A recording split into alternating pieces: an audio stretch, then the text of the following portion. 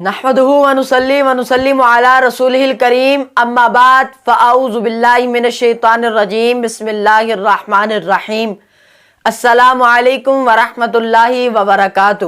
احباب ذی وقار، آج کی ہماری گفتگو کا موضوع اسلام اور ایمان کس کو کہتے ہیں۔ مشکوٰۃ المصابیح سے حدیث مبارکہ آپ کے سامنے پیش کرتا ہوں۔ حضرت عمر بن خطاب رضی اللہ تعالیٰ عنہ سے روایت ہے، آپ فرماتے ہیں بینما نحن عند رسول اللہ صلی اللہ تعالی وسلم ذات یومن، کہ ایک دن ہم نبی پاک صلی اللہ تعالی وسلم کی خدمت میں حاضر ہوئے۔ اذا طلع علینا رجل، کہ ایک شخص جو ہے وہ اس وقت ہمارے پاس آیا اور اس کی حالت کیا تھی؟ شدید بیاض الثیاب، اس کے کپڑے بہت زیادہ سفید تھے۔ شدید سواد الشعر، اور اس کے بال بہت زیادہ کالے تھے۔ لا یرا علیہ اثر السفر، اور سفر کے آثار اس پر نظر نہیں آتے تھے۔ ولا یعرفہ منا احدا، ہم میں سے کوئی بھی اس شخص کو نہیں جانتا تھا۔ حتی اذا جلس الی النبی صلی اللہ تعالی وسلم، یہاں تک کہ وہ شخص جو ہے وہ نبی پاک صلی اللہ تعالی وسلم کی بارگاہ میں حاضر ہوا بیٹھا۔ فاسند رکبتیہ الی رکبتیہ، اس نے اپنے گھٹنوں کو نبی پاک صلی اللہ تعالی وسلم کے گھٹنوں کے ساتھ ملایا، اور وَوُضِعَ كَفَّيْهِ عَلَى فَخِذَيْهِ، اور اس نے اپنے ہاتھوں کو نبی پاک صلی اللہ تعالی وسلم کی ران مبارک کے اوپر رکھا، یعنی پٹ کے اوپر رکھا۔ اس کے بعد اس شخص نے نبی پاک صلی اللہ تعالی وسلم سے کہا، یا محمد، اے محمد صلی اللہ تعالی علیہ وسلم، اخبرنی عن الاسلام، مجھے اسلام کے بارے میں بتائیے، اسلام کیا چیز ہے؟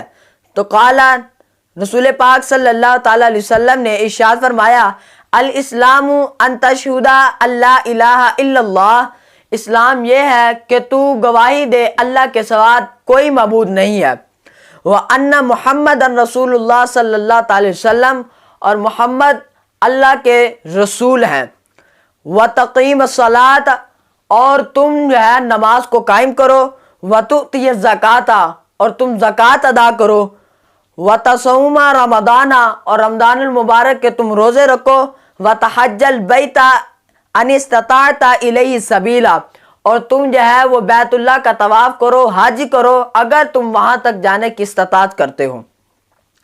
قال صدقت، جب نبی پاک صلی اللہ تعالی وسلم نے اسلام کے بارے میں خبر دی تو اس شخص نے کہا، آپ نے سچ کہا۔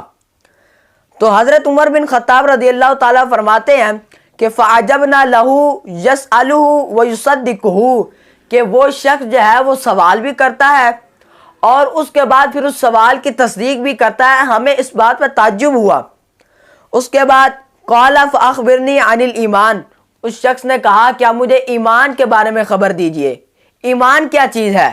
تو نبی پاک صلی اللہ تعالی وسلم نے ارشاد فرمایا، ان تؤمن باللہ وملائکتہ وکتبہ ورسلہ والیوم الآخر، ایمان یہ ہے کہ تو اللہ پر ایمان لا، اللہ کے فرشتوں پر ایمان لا، اللہ کی کتابوں پر ایمان لا، اور اللہ کے رسولوں پر ایمان لا، اور فرمایا قیامت کے دن یعنی آخرت پر ایمان لا۔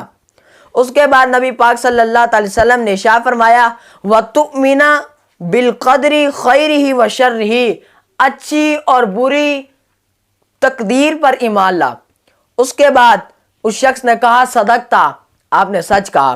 حضرت عمر بن خطاب رضی اللہ تعالیٰ عنہ فرماتے ہیں کہ فعجبنا لہ یسألہ ویصدقہ، ہمیں تعجب ہوا کہ وہ سوال کرتا ہے اور سوال کرنے کے بعد پھر وہ تصدیق بھی کرتا ہے۔ پھر اس شخص نے کہا، فاخبرنی عن الاحسان، کیا اب ہمیں احسان کے بارے میں بتائیے، احسان کیا چیز ہے؟ اور یہاں پر احسان جو ہے وہ اخلاص کے معنی میں استعمال ہوا، ہمیں اخلاص کے معنی میں مجھے بتائیے کہ اخلاص کیا چیز ہے؟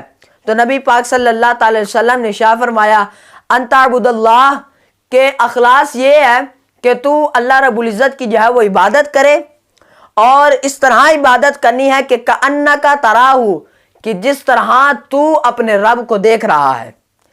عبادت اس طرح کرنی ہے، اخلاص یہ ہے کہ تو اپنے رب کی عبادت کر اور اس طرح کر جیسے تو اپنے رب کو دیکھ رہا ہے۔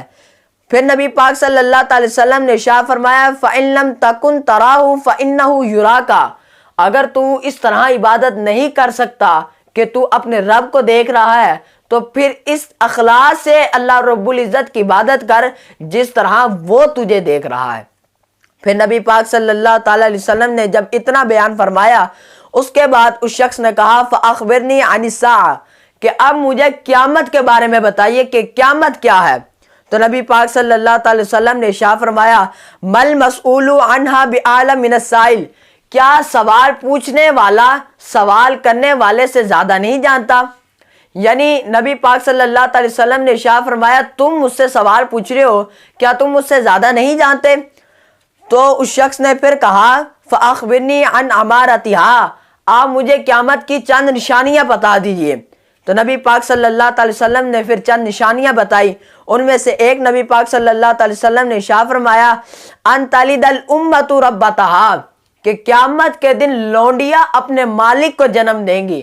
اس کا مطلب کیا ہے؟ اس کا مطلب یہ ہے کہ قیامت کے نزدیک جو ہے وہ لوگ اپنی ماؤں کے ساتھ اس طرح کا سلوک کریں گے جس طرح لوگ اپنی لونڈیوں کے ساتھ سلوک کرتے ہیں۔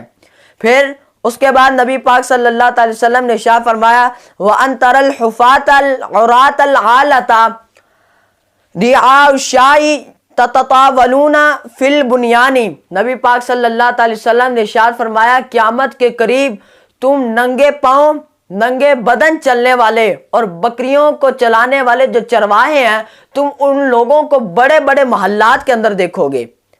تو اس کے بعد حضرت عمر بن خطاب رضی اللہ تعالیٰ عنہ فرماتے ہیں کہ نبی پاک صلی اللہ تعالی وسلم کی خدمت سے وہ شخص جو ہے وہ چلا گیا، ثم طلع کا پھر وہ شخص چلا گیا فلبثت ملیہ، پھر آپ فرماتے ہیں کہ میں کچھ دیر نبی پاک صلی اللہ تعالی وسلم کی خدمت میں ٹھہرا رہا۔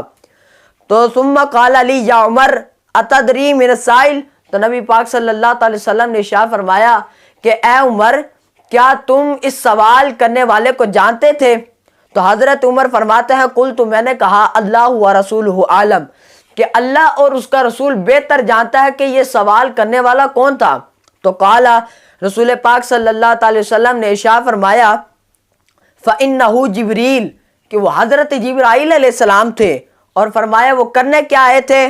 تو نبی پاک صلی اللہ تعالی وسلم نے ارشاد فرمایا اتاکم یعلمکم دینکم، حضرت جبرائیل علیہ السلام تمہارے پاس آئے تھے اور وہ تمہیں تمہارا دین سکھا رہے تھے۔ تو دین کے اندر انہوں نے کیا کیا چیزیں سکھائی؟ ایک اسلام، دوسرا چیز ایمان، تیسری چیز احسان کے بارے میں بتایا، اور تیسری چیز قیامت کے بارے میں بتایا، تو چوتھی چیز انہوں نے قیامت کے بارے میں بتایا۔ تو یہ چار چیزیں انہوں نے دین کے بارے میں بتائی۔ اللہ رب العزت کی بارگاہ میں دعا ہے اللہ رب العزت جو ہے ہمیں اس پر عمل کرنے کی توفیق عطا فرمائے، آمین۔ وما علینا الا البلاغ المبین۔